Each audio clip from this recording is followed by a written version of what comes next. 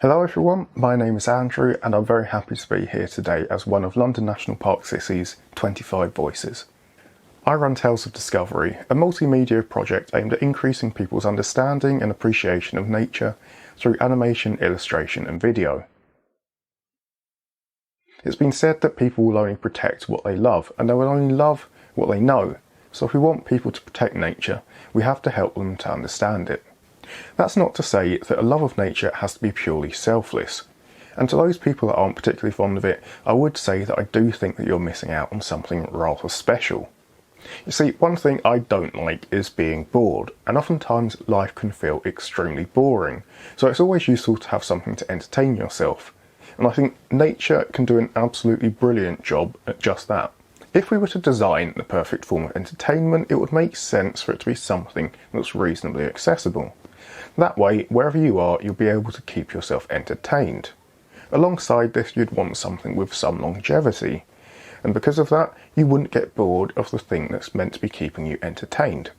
Now, the story of life is roughly 3.8 billion years old, so I think that about cuts it for longevity.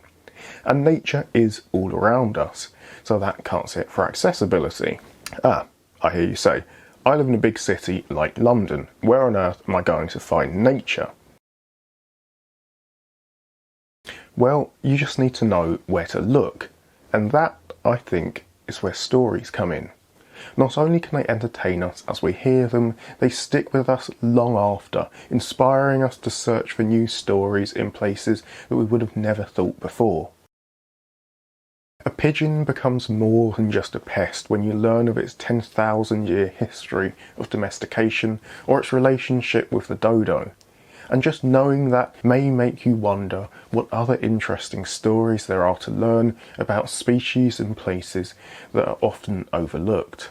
Let someone know that the ground beneath Trafalgar Square contains the bones of elephants, hippos and lions, and instead of just rushing through next time, they might stop and wonder what great creatures have come before. Finishing a story doesn't mean that it leaves us, and I hope that the stories that I tell stick with their listeners and help them to find the inspiration that surrounds us all every day.